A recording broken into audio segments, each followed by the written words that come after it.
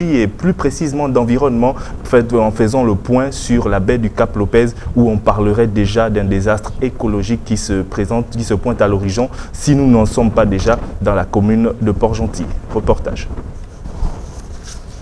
Le tohu-bohu autour de l'action de certaines entreprises sur la baie du Cap Lopez, sise au nord de Port-Gentil, une fois de plus au centre des échanges dans nos agoras. En effet, ce coin de la capitale économique gabonaise n'est plus ce qu'il était d'antan, jadis très fréquenté non seulement du fait des excellentes opportunités de détente qui s'y offraient aux plagistes, mais également du fait non négligeable des compatriotes qui y ont élu domicile, principalement dans la cité dite du Dahu ou de la Sogara. Aujourd'hui, la quiétude n'y règne plus. On y parle désormais de montées vertigineuses et très rapides des eaux, à tel point que tout, sinon presque, semble être menacé d'engloutissement. On se souvient de ces cris d'alarme. Nous sommes là basés, ça fait depuis un bon nombre d'années. Il faut avouer qu'aujourd'hui, si nous sommes attaqués avec cette corrosion accélérée, ce que je veux dire, c'est un peu en plus provoqué un peu par ceux qui draguent aujourd'hui les côtes. Donc il faut dire que pour les derniers temps, il y a eu d'abord une drague qui était devant nous hier mois, donc qui était plus du solage. Vous savez qu'ils ont plus du sable qui a permis en fait que l'autre côté soit remblé. Et on était à 50 mètres, voire 100 mètres de distance. Aujourd'hui, on se retrouve à 2 mètres, je veux dire, plus bas. Vous voyez qu'aujourd'hui, comme je disais, on était plus loin là-bas, c'est plus grande distance, à plus de 100 mètres, et l'érosion partout.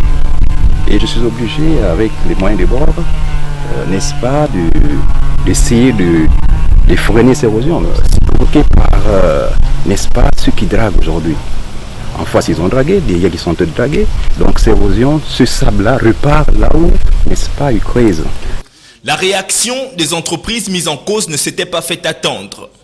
Pointée du doigt du fait des opérations de dragage qu'elle a opérées au large de la plage du Dahu il y a quelques mois et dont les résumés des 4 études d'impact environnemental irrelatives ne laissaient transparaître que des risques minimes, la société Gabon Fertilizer Company, filiale du groupe Olam International, tenait à marquer des précisions, notamment sur la superficie remblée en sable marin.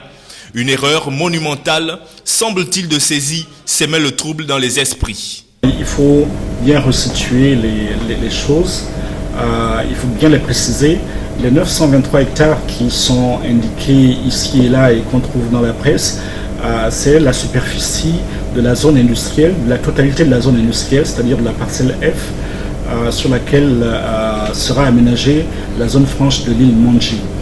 Maintenant, pour ce qui concerne le projet de construction de l'usine d'engrais, mené par la compagnie Gabon Fertilizer Company, qui est une filiale du groupe Olam International, il s'agit simplement de 100 hectares. Il ne s'agit pas de 923 hectares. Donc, les travaux de dragage et de remblayage qui ont été effectués, c'est pour remblayer une surface en fait de 80 hectares. On n'a même pas eu à remblayer sur les 120 hectares. C'est simplement 80 hectares qui ont été remblayés et non les 923 hectares qui sont indiqués ici et là. Des données qui revoient donc à la baisse l'action de l'âme internationale sur cette plage, quoique malgré tout, on parle de près de 4 millions de mètres cubes de sédiments extraits de la baie du Cap Lopez. Les récents événements dans la commune de Port-Gentil ont marqué l'entrée en lice d'une seconde entreprise quant à tout ce qui se fait au large du Nengabembe. EGC à sa trame, au fort d'une consultation publique, marquait son désir d'exploiter le sable de cette même baie, déjà et ce depuis plusieurs années, du moins depuis qu'on parle de changement climatique, sujette à polémique. Bon, nous avons lancé une enquête publique avec les cabinets d'études pour l'extraction du sable sur la lagune Nengabembe. Il y a un delta, donc il y a une lagune et il y a un banc de sable qui se régénère naturellement. Donc le but pour nous c'était de venir voir que c'est un gisement de sable, faire une étude d'impact et voir si à cet endroit on peut prendre ce sable ou on ne peut pas le prendre. Ce n'est pas qu'on vient ici dire aux gens qu'on va prendre le sable à cet endroit. Le but, c'est de consulter la population, les riverains, pour leur présenter le projet qu'on veut mener dans cet endroit et voir avec eux quelles sont, on va dire, les conséquences positives ou négatives du projet qu'on veut mener pour en tenir compte. Enfin, pour pouvoir valider nos projets, pour savoir que si l'étude d'impact révèle que, ayant pris, on va dire, les observations qui ont été faites dans cette enquête publique, le projet n'est pas faisable, on ne le fera pas. Alors que les tensions nées des opérations de Remblai permettant l'implémentation d'une usine d'engrais dans la future zone franche de l'île Mandji n'étaient nullement apaisées, la volonté de GCA Satram de draguer du sable à ce même endroit n'a fait qu'attiser cette flamme de la contestation, d'abord chez les populations de la commune de Port-Gentil. Votre projet là nous inquiète. Il nous inquiète. Plusieurs titres. Le port nord de Total. On n'a pas construit sur le sable tiré à tout le Port-Gentil. On a sucé le sable entre Ozongwa et Yombe. C'est moins d'une heure. Le port, ce que nous appelons le nouveau port aussi. On a pris le sable entre Boué, à partir de Boué et à Komando. C'est une heure de traverser un moteur de 40 chevaux, Port-Gentil à Komando, c'est pas loin. Là-bas, vous tirez votre sable, vous venez travailler, c'est une bonne chose, c'est ce que vous voulez dire. Vous dites que c'est l'État qui vous a envoyé faire ce travail, l'État va construire des maisons, c'est très bon. C'est pas la fin de notre politique, c'est une méthode pour sucer le sable à cet endroit. Mais je voudrais savoir si les techniciens du service d'environnement, ils ont déjà fait ce travail.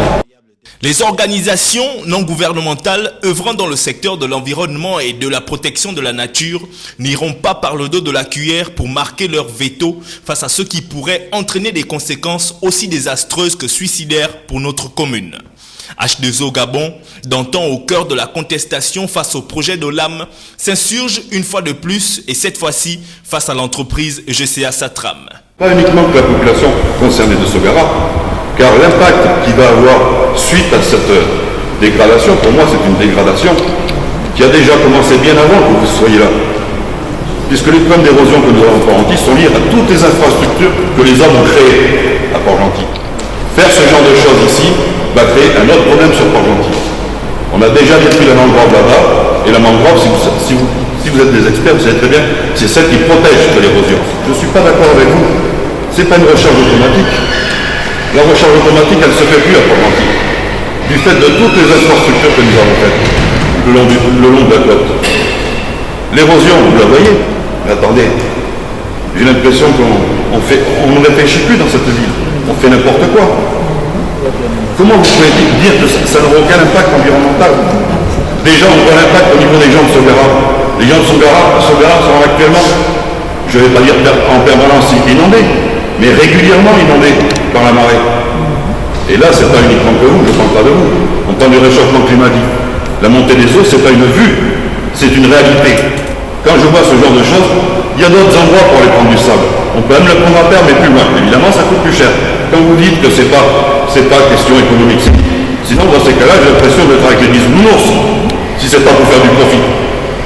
C'est quand même pour faire du profit, quelque part. Donc, réfléchissez bien quand même à ce que vous faites. Notre ville est déjà en sursis.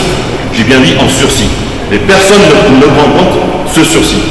La question de l'avenir de la zone dite du Dahu reste très essentielle, sensible, nous sommes tentés de dire, et demeure d'ailleurs au cœur de tout cet imbroglio de démarches environnementales pour des intérêts économiques se frottant à la contestation tant populaire qu'associative. Force restant à la loi et évidemment aux réalités scientifiques, en défendant son projet face à une assistance plutôt survoltée, GCA Satram s'est dite prête à abandonner toutes ces démarches si et seulement si l'étude impact environnemental venait à discréditer sa convoitise pour le sable de la baie du Cap Lopez. Je préfère avoir confiance à ceux qui connaissent. Et ceux qui connaissent, ce sont les experts. Maintenant, si vous êtes des experts, chose que je pourrais vous demander, c'est de trouver, en collaboration avec nos experts, je vais étudier toutes ces questions et puis tomber d'accord. Mais ce que je sais, c'est que l'État est souverain et c'est l'État qui protège la nation. Dans la Constitution, c'est l'État. Et donc, l'État ne peut pas accepter. Le projet n'est pas encore fait. Mais l'État ne peut pas accepter, entreprendre des solutions qui vont nuire à ses propres, on va dire, à son propre bien. Ça signifie quoi? L'État ne va pas construire là, on va pas prendre le sable, il va dépenser un milliard et puis créer une solution qui va lui faire coûter 50 milliards plus tard. C'est comme ça qu'il faut comprendre. Mais je voudrais simplement vous répondre pour dire que, monsieur, ce qu'on est en train de faire là, on va le faire avec le respect des règles. Si on nous dit à la fin de l'étude de base, si l'État dit que vous ne pouvez pas prendre le sable, on ira le prendre d'ailleurs. Et c'est bien, vous faites bien de parler. Mais c'est ça l'utilité, on va dire, de cette réunion là. C'est pour vous écouter, pour comprendre. Mais ce que je voudrais, comme j'ai demandé au papa, c'est de mieux comprendre votre inquiétude. Vous le dites de manière sommaire, mais je veux comprendre le plus fond. C'est-à-dire, est-ce que techniquement, ce que vous dites est vérifiable? C'est ça la vie importante pour nous aussi, même si on vous écoute. Même son de cloche à la Direction générale de l'environnement et de la protection de la nature, qui juge qu'au-delà des craintes des uns et des autres, seules les conclusions de l'étude impact environnemental permettront ou non de donner quitus à une exploitation du banc de sable de la plage de la Sogara par EGCA Satram. La consultation publique, c'est une étape de l'étude d'impact. On ne peut pas passer outre cette étape, malheureusement. Maintenant, dire que est-ce que ce n'est pas une consultation de plus, je ne pense pas. Parce que on fait une consultation publique pour recueillir des avis des populations. Ce qui s'est passé dans le cadre de l'âme, de la zone franche, il y a eu une consultation publique, il y a des choses qui se sont dites, mais il se pourrait que les études aient démontré autre chose par rapport certainement aux réactions qui ont suscité à l'époque. Et c'est la même chose pour la situation d'aujourd'hui. Il y a eu des réactions, il y a eu des inquiétudes de la part de la population, mais comme on le disait tout à l'heure, il n'y a que les études poussées qui nous permettront de dire si oui ou non l'endroit qui est aujourd'hui l'endroit qui est plus ou moins choisi va nous permettre ou va permettre à la société EGCA d'extraire du sable à cet endroit où il faut regarder ailleurs. Là, ce sont des études plus poussées qui nous le diront. À l'instant, c'est vrai, il faut tenir compte de tout ce que les populations pensent parce que c'est elles qui vivent au quotidien la situation de la dégradation de la côte à travers les régions au niveau de Port-Gentil. Mais, une fois encore, laissons le temps aux études de se faire et ensuite nous verrons si la situation actuelle, par exemple du banc de sable de Sogara, joue un rôle important dans la protection de la côte.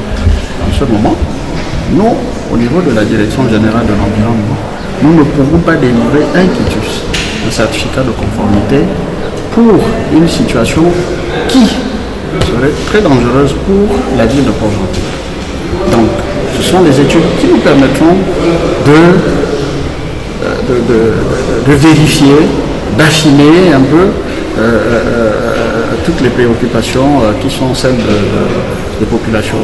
Voilà donc un chapitre qui n'est pas prêt de connaître son épilogue, tant l'avenir de la ville de Port-Gentil, dite ville du sable, y est étroitement lié. Un tour par la cité du Dahu nous a permis de constater que le projet d'EGCA Satram est en phase de dépasser l'état embryonnaire.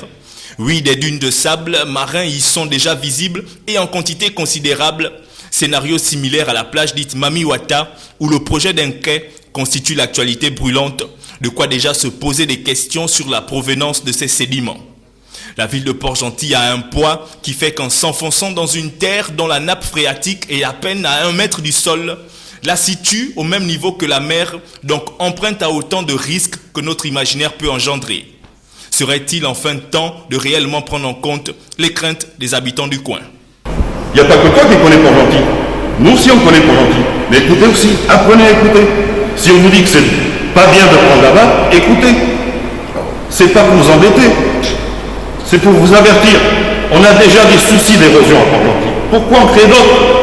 Des soucis d'inondation. Pourquoi on crée d'autres? Ça...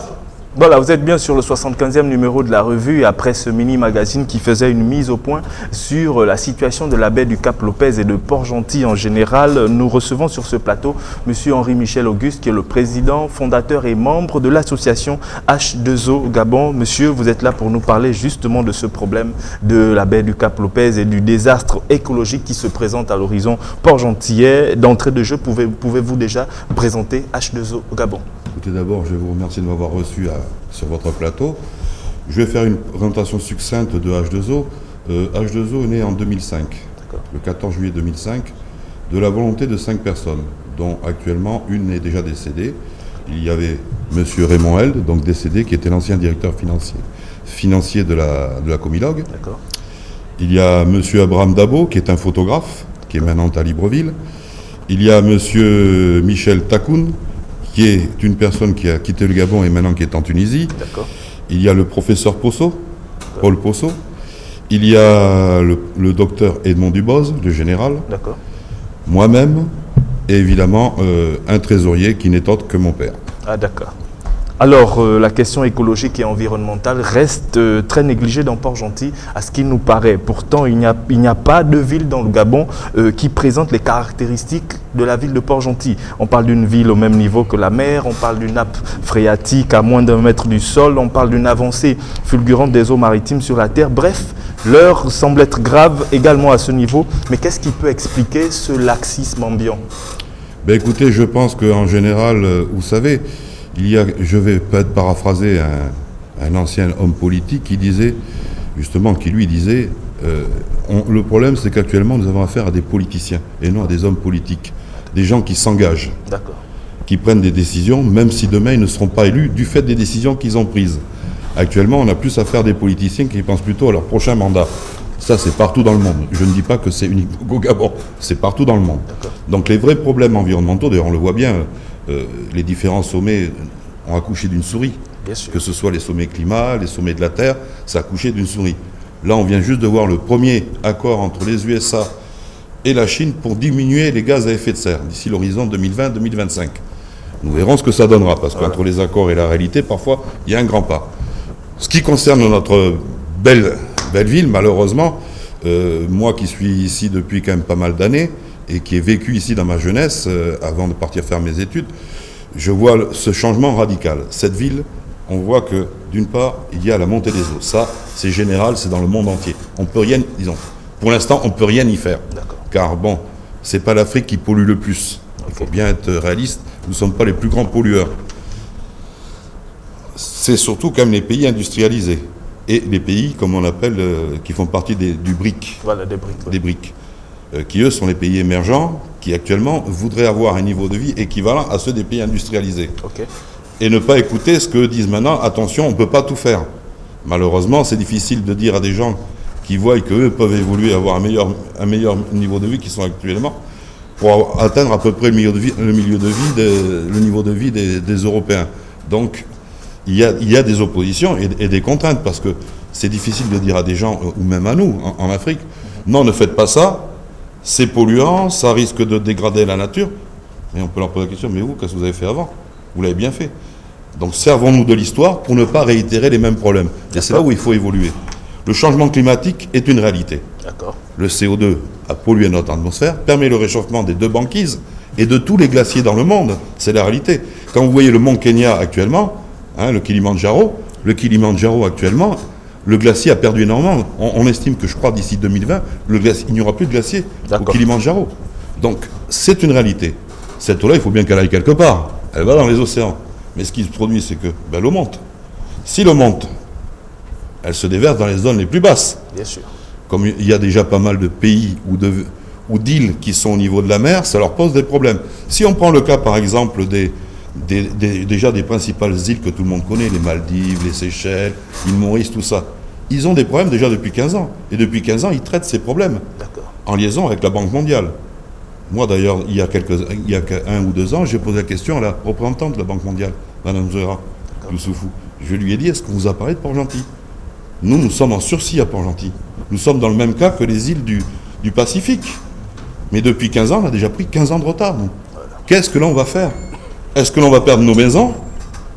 Est-ce qu'on a prévu de défendre l'île Manji pour pas qu'elle sombre sous les eaux? Ou est-ce qu'on a prévu de la déplacer dans le futur? Ce qui implique pas mal de choses. Et ça, pour l'instant, je ne vois pas, que ce soit les autorités locales ou même au niveau national, prendre des décisions à ce sujet-là. C'est ce qui m'inquiète le plus. J'ai l'impression que malheureusement, je vais peut-être employer un terme de jeune, on zappe le problème. Hop, on l'exclut. Mais c'est la réalité. Et de plus en plus, si vous voyez, si vous vous souvenez, moi j'ai dit, ça fait à peu près une dizaine d'années que l'on voit l'eau de mer remonter jusqu'au grand village, par les caniveaux. Oui. Est-ce que c'est normal? C'est qu'il y a un problème. Je dis même sans être scientifique, je dirais l'homme de base, l'homme de la rue, s'en rend compte. Au moment des marées, avant c'était aux marées les plus fortes, ça veut dire les marées d'équinoxe ou autres, où on trouvait de l'eau au grand village. Maintenant c'est même aux marées un peu plus fortes. Donc ça veut dire qu'il y a un degré dans l'escalade. Vous en avez parlé dans votre reportage, vous dites que la ville pèse son poids, ce qui est une réalité. Sur du sable, il n'y a pas de stabilité. Donc le poids d'une maison, le poids d'une ville s'enfonce dans le sable. Donc ce qui fait que d'un côté, vous avez la ville qui s'enfonce et de l'autre côté, l'eau qui monte. On s'est déjà rencontrés et je vais dire, de plus en plus, on va se rencontrer, mais à des niveaux élevés d'eau dans la ville. Ce qui veut dire que même les zones où théoriquement il ne devrait pas y avoir d'eau, il va y en avoir. Ouh là là. Alors après plusieurs combats, des combats qui n'en finissent d'ailleurs pas, on se rend compte qu'aujourd'hui vous vous insurgez contre GCA Satram qui convoite elle aussi et désormais le sable de la baie du Cap Lopez. Que lui reprochez-vous exactement? Quand je dis vous, c'est bien sûr l'association H2O Gabon. Ben écoutez, ce que je leur reproche d'abord d'une part, c'est que cette consultation publique s'est faite au dernier moment. Beaucoup de gens ont été prévenus, je vais dire, la veille. Moi, j'ai été prévenu par une personne du Conseil des sages, parce qu'apparemment, je n'avais pas, en tant qu'ONG environnementale, on n'avait pas reçu d'invitation. Donc, on ne souhaitait pas qu'on soit présent. J'ai fait l'effort, j'y suis allé, exprès, pour montrer ma désapprobation. D'abord, d'une part, sur la forme. Ensuite, après, sur le fond. On veut prendre du sable dans une zone où c'est que c'est déjà fragile. C'est fragilisé parce qu'a fait Olam, on a détruit la mangrove. Quand on supprime la mangrove, l'effet de filtre et l'effet de stopper les érosions ne fonctionne plus. Ce qui crée aussi des impacts maintenant dans la ville. Tout ça c'est des choses qui sont liées. Quand vous faites le bord de mer, est-ce que vous ne voyez pas que la route se craquelle? Il y a de nouveau des trous, alors qu'il y a quoi? Il y a 1 an ou 2 ans qu'on l'a refaite. Vous voyez toute la bordure là que... Je crois que c'est en face de la BEAC, tout le long, toute la balustrade, la promenade qu'ils ont faite dernièrement, là, voilà. C'est je crois le temps de... C'était au courant de la semaine. Du maire Djambé que ça a été fait, vers la fin de son mandat. Toute la palissade, la façade maritime, la promenade. Là. Vous voyez, c'est en train de s'effondrer. Donc ce n'est pas une vue de l'esprit, ce n'est pas ni non plus une vue de H2O, c'est général. Je dis, toucher cette zone-là, en plus, ils disent qu'il y a du rechargement automatique, naturel. Excusez-moi, mais bon, quand on voit que s'il y a de l'érosion dans Port-Gentil, dans toute la zone, ça ne peut pas se recharger. Donc on va creuser, on va encore augmenter le problème. Ils ont pris le large. Tout à fait. C'est ça le vrai problème. C'est que j'ai l'impression que sous des intérêts économiques, on va enlever le problème environnemental. Mais le problème environnemental, c'est nous qui le vivons. Nous on n'est pas là pour les embêter. Au contraire, on leur dit attention, faites attention. Parce que demain, si jamais les gens sont inondés, qu'est-ce qu'ils vont faire? Ils vont se réunir, ils vont se mettre en association, ils vont prendre des avocats pour se faire payer leur maison. Si à Sogara, demain, toutes les maisons sont inondées, tous ceux qui s'installaient là-bas, et il n'y a pas que des petites gens, il y a aussi des grandes personnalités. S'ils se retrouvent les pieds dans l'eau, je crois qu'ils ne vont pas apprécier. Donc, faites bien attention à ce que vous faites.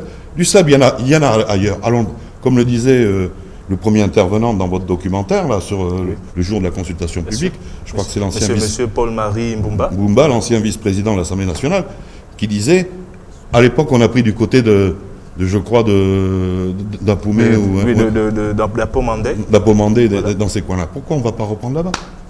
Quand on le prend au milieu de la zone qui débouche de l'estuaire de l'Ogooué, oui, mais là on vient prendre dans des coins où c'est qu'il n'y a pas de rechargement. Il n'y a plus de rechargement de toute façon dans cette zone-là.